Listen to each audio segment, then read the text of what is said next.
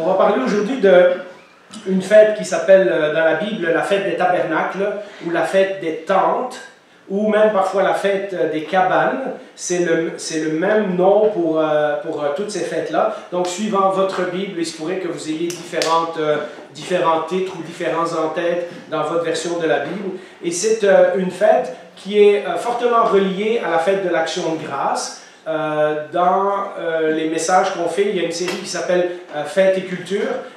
Et dedans, il y a, l'année passée, on a parlé de l'Action de grâce. On en a parlé surtout quand ça concernait l'Amérique du Nord, comment la fête de l'Action de grâce nous est venue, etc.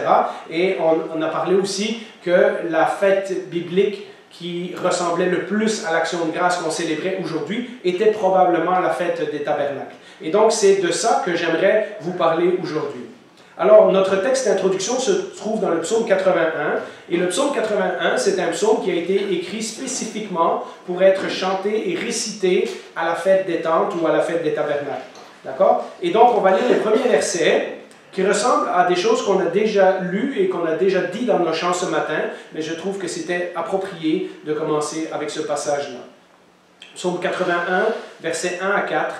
Au chef de chœur, donc c'est-à-dire que c'est adressé à la chorale qui chante dans le temple à Jérusalem, sur la guitite, qui était un genre d'instrument à cordes, d'Asaph.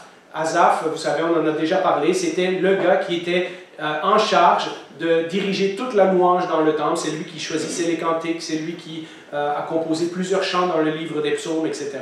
Et donc, c'est lui qui a écrit ce cantique-là. « Chantez avec allégresse vers Dieu, notre force, poussez des cris de joie vers le Dieu de Jacob, entonnez un chant, faites résonner le tambourin, la harpe mélodieuse et le luth. Sonnez de la trompette au début du mois, à la pleine lune, pour le jour de notre fête. » Alors vous avez pu déjà deviner là que c'était probablement la fête qui était la plus joyeuse dans tout le calendrier d'Israël. L'année passée, on a parlé de l'Action de grâce et on a dit que notre fête de l'Action de grâce était une tradition occidentale, mais ce n'est pas une fête que l'on trouve dans la Bible. Par contre, la fête qu'on trouve dans la Bible qui ressemble énormément à l'Action de grâce et probablement de laquelle les anciens chrétiens se sont inspirés, c'était la fête des tabernacles. C'était, on l'appelait aussi Action de grâce et d'autres noms comme ça. Et nous avons souligné qu'à cette occasion-là, les gens se réunissaient et ils vivaient dans des tentes. Tabernacle et tente en hébreu, c'est le même mot. Et c'est pour ça qu'on appelle ça la fête des tentes ou la fête des tabernacles. Alors, nous ne fêtons plus en tant que chrétiens les fêtes de l'Ancien Testament, puisque, comme on l'a vu à différents endroits, et on a toute une série là-dessus sur le site web de l'Église, les fêtes de l'Ancien Testament pointaient à Jésus et se sont réalisées et ont été accomplies dans la personne de l'œuvre de Jésus. Mais ça ne veut pas dire que ce ne sont pas des bonnes fêtes, qu'on peut parfois reprendre la signification et l'adapter pour un culte chrétien. D'ailleurs, il y a deux fêtes qui ont fait leur transition, et ça c'est biblique, c'est la fête de Pâques, parce que Jésus a été crucifié le week-end de la fête de Pâques juive, mais ensuite de ça, dans la Bible, avec la résurrection de Jésus, c'est devenu la fête de Pâques des chrétiens. Et donc, il y a eu une transition de cette fête-là. Même chose, on prend la Pentecôte, qui était une des fêtes juives, et on lit dans le livre des Actes des Apôtres que c'est à la Pentecôte que le Saint-Esprit est venu. Et donc, dans le culte chrétien, on a assimilé cette fête, et donc on fête régulièrement la Pentecôte. Et l'autre qu'on fête, eh bien, c'est l'Action de grâce, parce que ça ressemble aussi à cette fête de l'Ancien Testament. Pour comprendre qu'est-ce que cette fête signifie, je vous propose de faire un retour dans le passé. Un retour dans l'Ancien Testament, un retour au temps de Jésus, un retour dans le temps d'Israël, parce qu'il s'agissait d'une fête extrêmement importante. Il y avait 7 fêtes dans le calendrier juif. Ça, c'était la dernière fête qui était prescrite. Il y avait 7 fêtes que Dieu, vous vous rappelez quand le peuple d'Israël est sorti d'Égypte et qu'ils ont traversé la mer Rouge, et ensuite de ça, ils ont reçu les 10 commandements. Et à ce moment-là, Dieu a fait une alliance avec eux. On appelle ça parfois la loi. Dieu a fait une alliance avec eux, et dedans, il leur a dit, votre vie va être rythmée par différentes saisons et vous allez avoir des fêtes parce que ces fêtes vont vous rappeler certaines choses à mon sujet, certaines choses que vous devez comprendre, certaines choses que vous devez vous souvenir.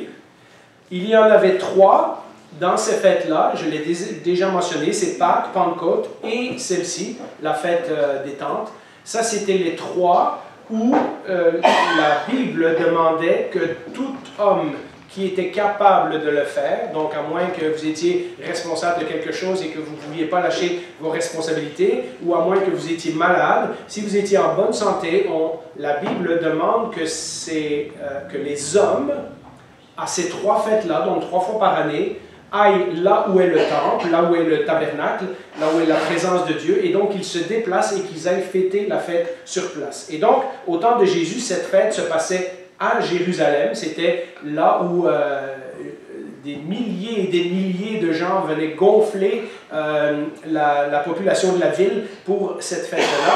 Et comme je l'ai déjà dit, c'était la fête la plus joyeuse de l'année, et on va voir dans quelques minutes pourquoi. Nous lisons ce commandement dans Deutéronome, chapitre 16, versets 16 et 17. Et donc, c'était déjà valable quand Israël était dans le désert et qu'ils avaient que l'Arche de l'Alliance dans une tente, mais ça va être aussi valable quand l'Arche de l'Alliance va être transférée dans le temple de Salomon. 3 fois par an, tous les hommes parmi vous se présenteront devant l'Éternel, ton Dieu, à l'endroit qu'il choisira. Donc, c'est devenu Jérusalem avec le temps, à la fête des pains sans levain, à la fête des semaines et à la fête des tentes ou à la fête des tabernacles.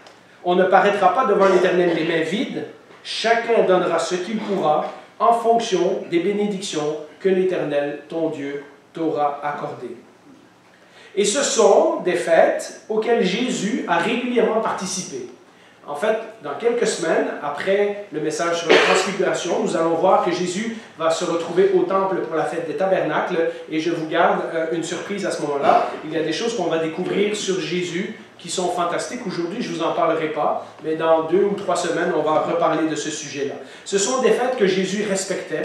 Comme tout bon juif, Jésus n'a pas dérogé à la loi. Il n'a pas dit « Ah, moi, je suis le Fils de Dieu, je n'ai pas besoin de respecter ça ». Il a fait ce qui était dans les traditions du peuple juif. Et cette fête en particulier commençait dans le calendrier juif, c'est le 7e mois. Pour nous, ça serait un peu plus tard dans l'année. Et c'était le 15e jour du mois, ce qui serait l'équivalent pour nous de notre mois d'octobre. C'est pour ça que l'Action de grâce, les gens qui ont instauré cette fête en Occident, ont essayé de la faire correspondre au calendrier juif qu'il y avait dans la Bible. Elle devait commencer par un jour de sabbat et finir par un jour de sabbat. Donc si vous comptez, ça fait 8 jours. Hein, on commence un samedi et on finit un autre samedi, donc il y a 8 jours. Alors si vous connaissez l'histoire du peuple d'Israël, vous savez que le sabbat, c'est l'équivalent de notre dimanche à une époque où tous les magasins étaient fermés. Hein. Le dimanche, il n'y avait rien qui se passait, donc tout le monde allait à l'église. Eh bien, le sabbat chez les Juifs, c'était le samedi.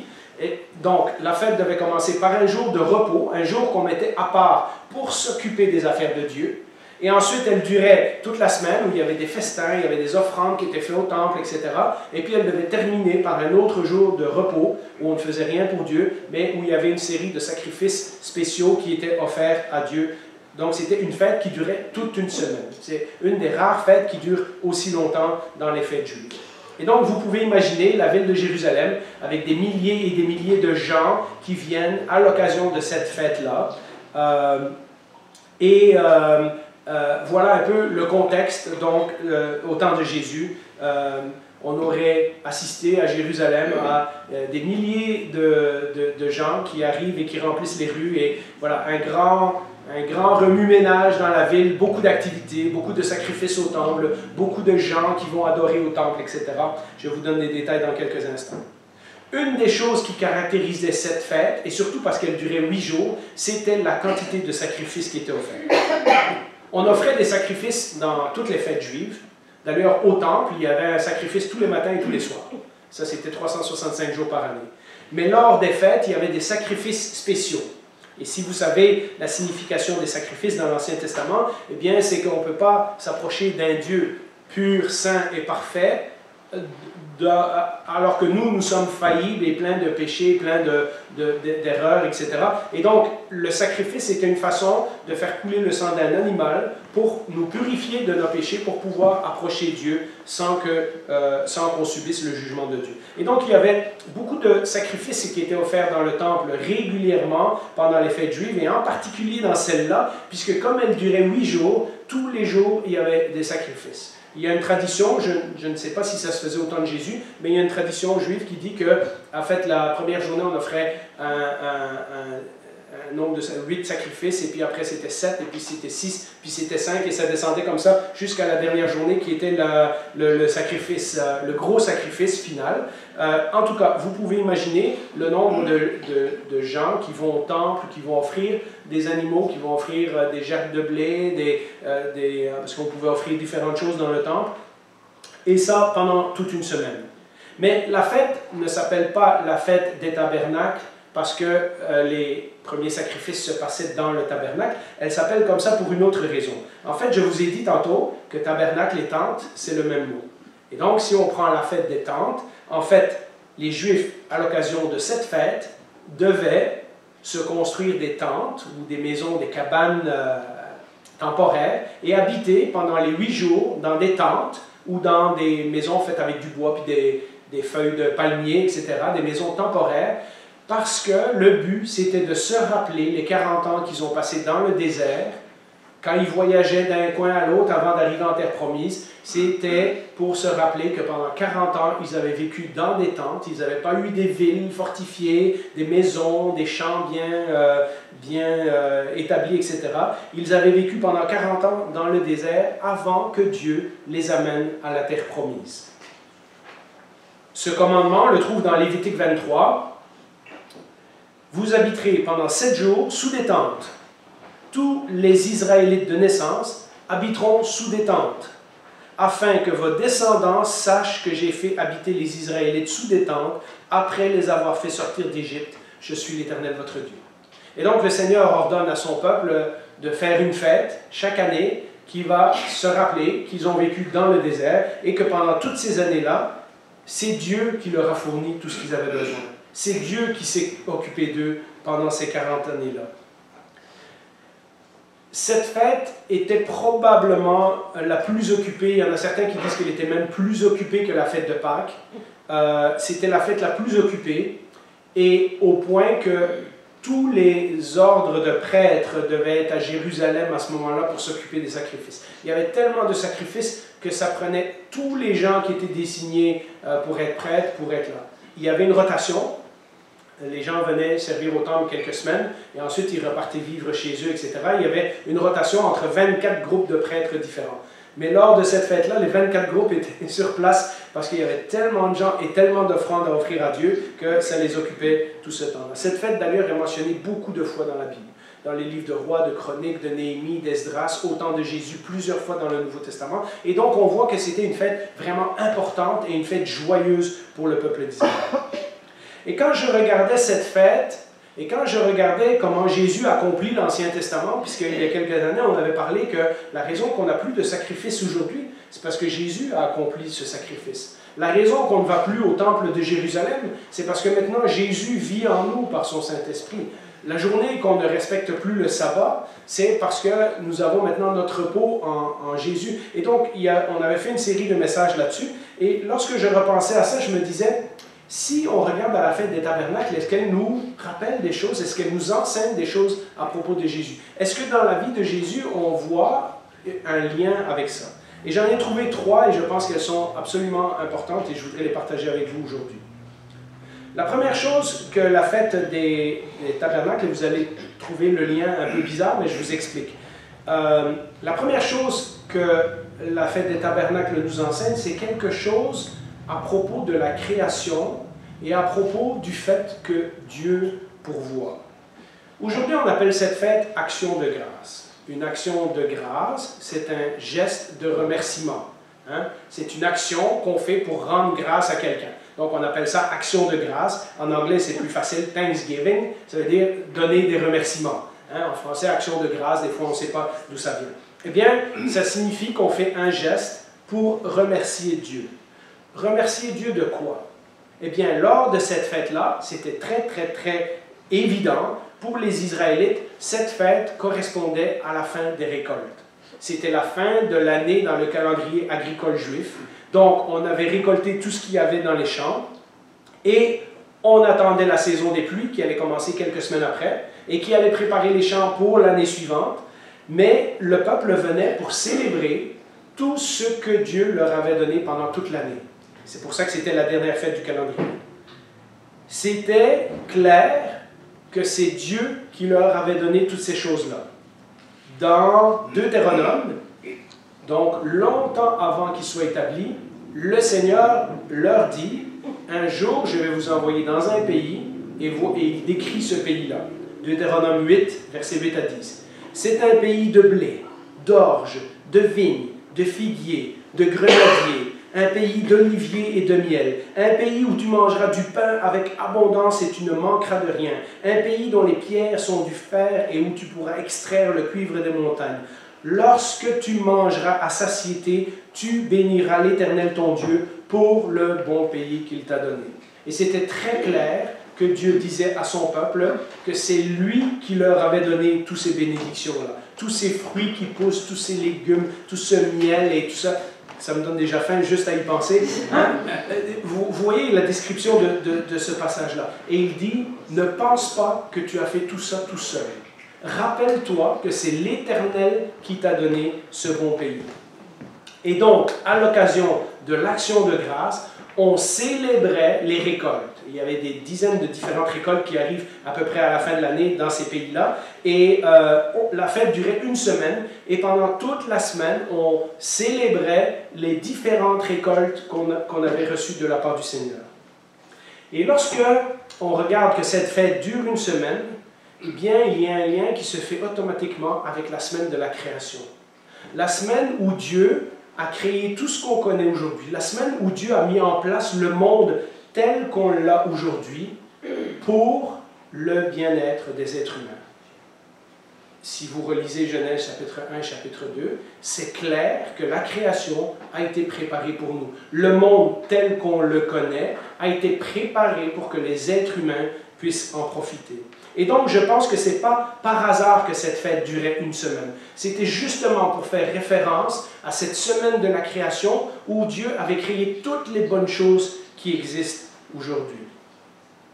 Tout comme cette fête qui durait une semaine rappelait la semaine de la création, le Nouveau Testament nous parle d'une nouvelle création.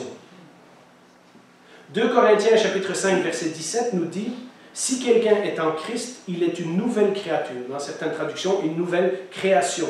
Les choses anciennes sont passées, voici, toutes choses sont devenues nouvelles.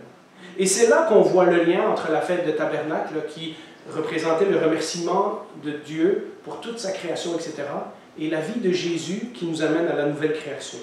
Quand nous regardons la fête des Tabernacles, nous devrions non pas juste voir les bonnes choses que Dieu nous a données dans nos récoltes, dans notre travail, dans notre santé, etc., mais aussi tout ce que Jésus nous a donné.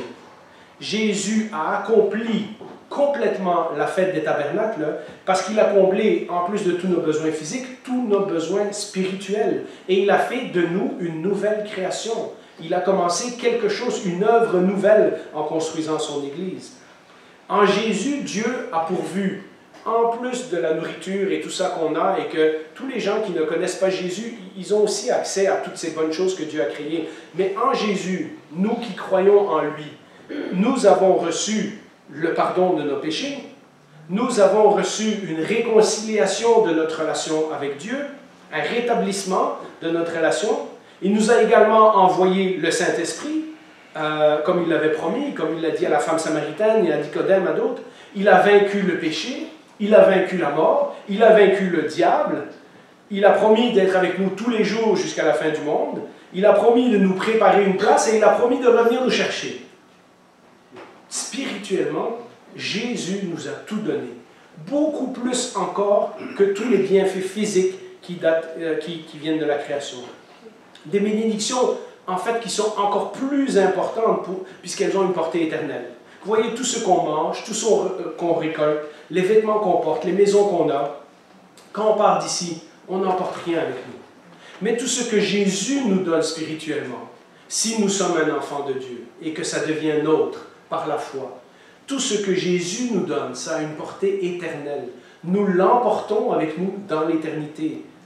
Alors, quand nous célébrons l'action de grâce, c'est important de ne pas oublier toutes les bonnes choses que le Seigneur nous donne, tous les bons fruits, tous les repas comme celui qu'on va prendre tantôt, la santé, toutes les bonnes choses que le Seigneur nous donne. Oui, c'est bien. Mais surtout, n'oublions pas de célébrer tout ce que Jésus nous a donné en plus. Toutes les nouvelles bénédictions spirituelles et le fait qu'il a fait de nous des nouvelles créatures et une nouvelle création. La deuxième chose qu'on remarque dans la fête des tabernacles, c'est que c'était un pèlerinage.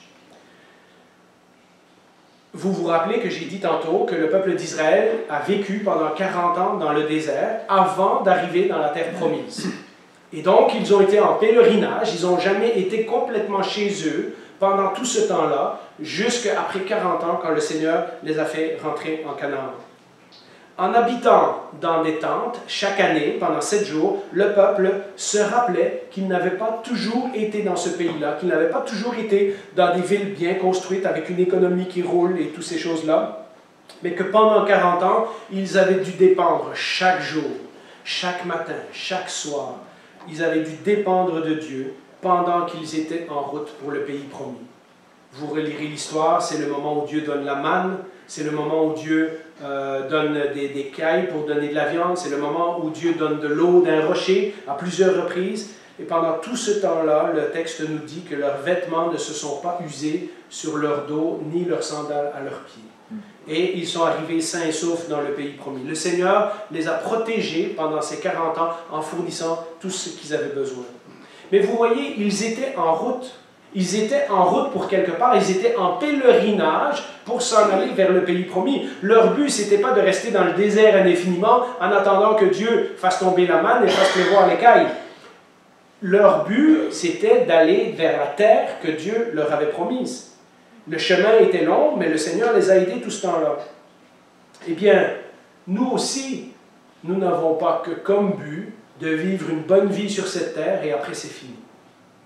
La Bible nous rappelle que Jésus aussi est venu, le terme en hébreu, en grec c'est vraiment ça, Jésus est venu tabernacler, c'est-à-dire Jésus est venu habiter dans une tente parmi nous. Jean 1,14. Et la parole, c'est un autre nom pour Jésus, s'est faite homme, elle a habité parmi nous, pleine de grâce et de vérité, et nous avons contemplé sa gloire, une gloire comme celle du Fils unique venu du Père. Ce texte nous dit que Jésus, qui était Dieu, est venu habiter dans un corps humain sur la terre parmi nous pour nous accompagner dans notre pèlerinage. Et quel est ce pèlerinage?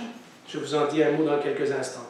Imaginez que le Créateur du ciel et de la terre, celui qui pendant 6 jours a fait la création qu'on connaît aujourd'hui, celui qui a produit toutes ces variétés de fruits, de légumes, d'animaux qu'on connaît, de plantes, d'arbres, de poissons dans les océans, celui qui connaît le nom des étoiles et qui sait toutes choses, même les cheveux sur notre tête, ce Créateur de toutes choses a décidé de venir habiter parmi nous dans un corps humain afin de s'identifier à nous. Il a quitté son trône royal pour venir habiter dans une tente, pour venir habiter dans un corps d'homme. La Bible nous rappelle qu'en réalité, nous qui suivons Jésus, nous sommes aussi des pèlerins. Nous ne sommes pas appelés à nous installer définitivement dans ce monde. Nous sommes appelés à une terre promise, un jardin d'Éden, un paradis retrouvé. Nous sommes des pèlerins, des voyageurs, des résidents temporaires dans ce monde. Nous avons presque comme une double citoyenneté. Nous vivons ici, notre vie, mais notre vraie cité est là-haut. La destination finale, en d'autres mots, ce n'est pas ici-bas. On pourrait vivre une bonne vie avec le Seigneur qui nous donne toutes ces bonnes choses à chaque année et à chaque année venir le célébrer pour les récoltes, pour la nourriture, pour les vêtements, pour le travail, pour la santé qu'il nous donne. Mais si notre vie s'arrête à la fin de cette vie ici-bas, eh bien il manque quelque chose. La Bible nous parle que notre vraie vie nous attend en compagnie de Dieu. Elle nous dit à de nombreuses reprises de ne pas nous attacher exagérément aux richesses et aux bienfaits de ce monde parce que nous ne pourrons pas les prendre avec nous. Pierre le dit dans son épître, au chapitre 2, verset 11, « Bien-aimés, je vous encourage en tant que résidents temporaires et étrangers sur la terre, à vous abstenir des désirs de votre propre nature qui font la guerre à votre âme. » Et Paul nous rappelle que, en fait, c'est même tout notre corps qui est affecté par le péché. Et ce corps n'est qu'un domicile temporaire. Dans 2 Corinthiens 5, 2, il nous dit « Et nous gémissons dans cette tente avec l'ardent désir de revêtir notre domicile céleste. » Paul parle du corps que l'on va recevoir à la résurrection finale. Quel réconfort que Dieu n'a pas juste dit aux êtres humains, après qu'ils ont péché dans le jardin d'Éden, « En tout cas, moi je suis au ciel, puis vous, arrangez-vous pour venir jusqu'à moi. Trouvez un moyen, hein, moi je vous attends. » Et puis, non, le Seigneur est venu nous rejoindre. Le Seigneur est venu habiter parmi nous, dans un corps humain, et parmi les humains. Et maintenant, il peut comprendre exactement toutes les difficultés que nous vivons, toute la difficulté de ce cheminement spirituel que nous sommes en train d'effectuer. À l'action de grâce, il est donc bon de nous rappeler que notre destination finale n'est pas simplement ce monde et cette terre. Jésus nous a promis quelque chose de beaucoup plus grand. Tout comme la semaine de création se finit avec le jour du repos. Vous vous rappelez, hein, Dieu crée pendant 6 jours, et le 7e jour, Dieu s'est reposé. Eh bien, la fête des tabernacles se terminait aussi avec une journée de repos, avec un sabbat. Eh bien, nous nous rappelons qu'en Jésus, notre pèlerinage aussi se finira par un jour de repos, un repos éternel.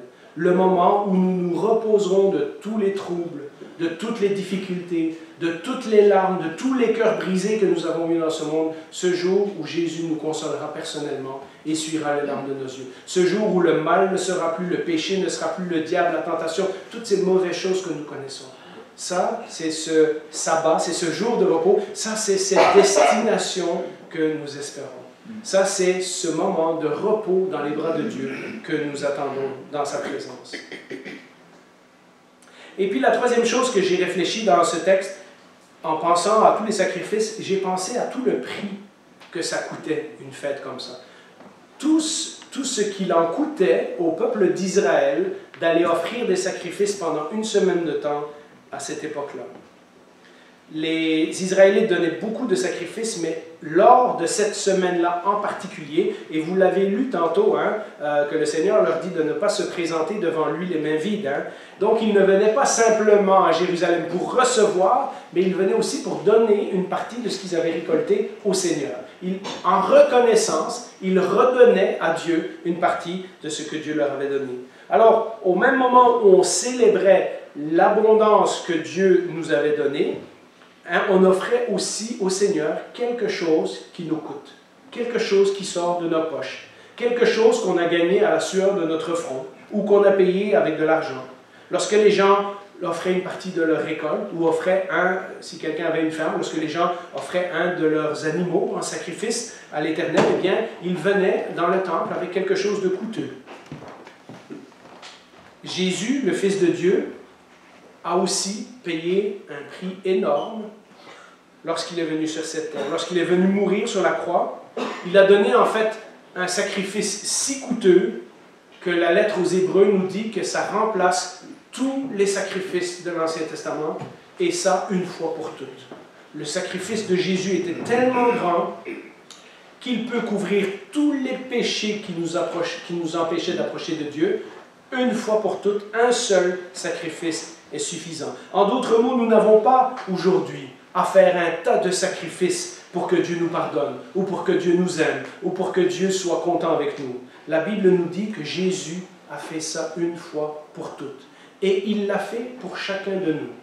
Notre seul rôle dans cette histoire aujourd'hui, c'est d'accepter le sacrifice de Jésus et dire, oui Jésus, je comprends que moi, par mes propres efforts, je ne peux jamais repayer tout ce que tu m'as donné.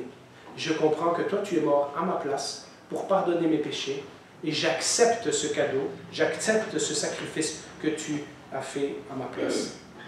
Ça, c'est le message du Nouveau Testament. Ça, c'est le message de la vie de Jésus. Est-ce que cela veut dire que nous n'avons rien à offrir à Dieu? Eh bien, nous n'avons rien à offrir à Dieu pour mériter son pardon. nous n'en serons pas capables. Le prix est trop grand. Ça prend le sacrifice de Jésus pour pardonner nos péchés. Mais une fois que nous avons accepté le pardon de Jésus, une fois que nous avons compris ce que Jésus a fait pour nous, une fois que nous avons compris que Jésus est mort pour que moi je n'ai pas à mourir, et qu'à cause de lui j'ai la vie éternelle et je suis réconcilié avec Dieu, alors il y a une chose que l'apôtre Paul nous suggère que nous pouvons donner à Dieu. Et cette chose se trouve dans Romains chapitre 12, verset 1. « Je vous encourage donc, frères et sœurs, par les compassions de Dieu, à offrir votre corps, c'est-à-dire notre personne tout entière, comme un sacrifice vivant. » On n'a pas besoin de mourir pour Dieu. On donne notre vie pendant qu'on est vivant, comme un sacrifice vivant, saint, agréable à Dieu. Ce sera, de votre part, un culte raisonnable. Pas un culte exceptionnel, un culte raisonnable. Ça, c'est ce que chaque chrétien est appelé à faire. On ne peut pas repayer tout ce que Jésus nous a donné. Mais on peut, par reconnaissance, par gratitude, offrir notre vie au Seigneur et dire maintenant, Seigneur, voilà, cette vie que tu as payée si cher pour sauver du péché, je te la donne. Fais de moi ce qui te semble bon. Le Seigneur nous a donné une abondance de bénédictions physiques, de bénédictions spirituelles, on l'a vu tantôt, tout ce que Jésus a gagné pour nous, et c'est ce que nous célébrons dans une journée comme aujourd'hui à l'Action de grâce. Mais ne soyons pas égoïstes. Quand nous comprenons tout ce qu'il a fait et tout ce qu'il fera encore pour nous, parce qu'il y a certaines promesses qui sont dans le futur, qui ne sont pas encore réalisées, nous aussi, nous devrions être prêts à devenir une source de bénédiction pour le monde qui nous entoure. Et si cela implique parfois des sacrifices, et même des sacrifices coûteux, nous ne le faisons pas pour gagner la faveur de Dieu, mais nous le faisons par gratitude pour celui qui nous a tout donné. Et c'est tout ça que l'on célèbre à l'Action de grâce. Je vous invite à prier. Bien Seigneur, il est facile de reconnaître dans nos pays occidentaux l'abondance dont tu nous combles. Que nous soyons chrétiens ou pas, nous en profitons parce que tu nous fais vivre dans une bonne société, une société riche, une société où la nourriture pousse, une société où nous pouvons trouver du travail, avoir de l'argent, gagner nos vies, porter des vêtements, être à l'abri bien au chaud dans des maisons. Et il est parfois difficile d'imaginer que nous avons besoin de quelque chose d'autre. Or, dans ta parole, tu nous rappelles toutes ces choses à propos de Jésus. Tout ce que Jésus est venu réaliser lorsqu'il est venu sur terre, lorsqu'il est mort sur la croix pour nos péchés et lorsqu'il est ressuscité. Et comment il nous promet une nouvelle vie, comment il promet de faire de nous des nouvelles créatures. Ma prière ce matin, c'est que nous réalisions chacun d'entre nous pour notre propre compte que nous avons besoin de Jésus. Que toutes ces bénédictions et tous ces bienfaits vont nous tenir pour une vie de peut-être 60, 80, 90 ans au mieux, et que de toute façon, après, nous ne pourrons rien emporter avec nous. Mais qu'il y a une vie plus précieuse, une ville qui nous attend, une cité, un endroit où nous serons dans la présence de Dieu, qui s'appelle la vie éternelle, et que nous pouvons recevoir en acceptant le cadeau que Jésus nous a fait sur la croix. Alors c'est tout ça que nous voulons te remercier, c'est tout ça que nous voulons célébrer aujourd'hui, non simplement l'abondance de choses physiques que tu nous donnes, mais surtout toutes les choses spirituelles et qui ont une valeur éternelle que tu as accomplies pour nous. Merci Jésus pour ton sacrifice sur la croix, merci parce que tu n'es pas resté mort mais que tu es ressuscité et cela nous donne l'espoir d'avoir un nouveau corps un jour. Et puis merci parce que tu as promis de nous préparer une place et de revenir nous chercher. Maintenant, nous attendons avec impatience le moment où tu nous reprends de ce monde, ou le moment où tu viens finalement pour mettre fin à cette histoire et où nous serons dans ce magnifique endroit que tu nous as préparé. Mais en attendant, Seigneur, tu nous demandes de t'offrir nos vies en sacrifice. Tu nous demandes de nous donner aux autres. Tu nous demandes de partager ce que nous avons reçu avec d'autres. Rends-nous conscients de ces choses, de ces deux valeurs, de ces deux messages que tu nous dis aujourd'hui. Merci. Amen. Amen.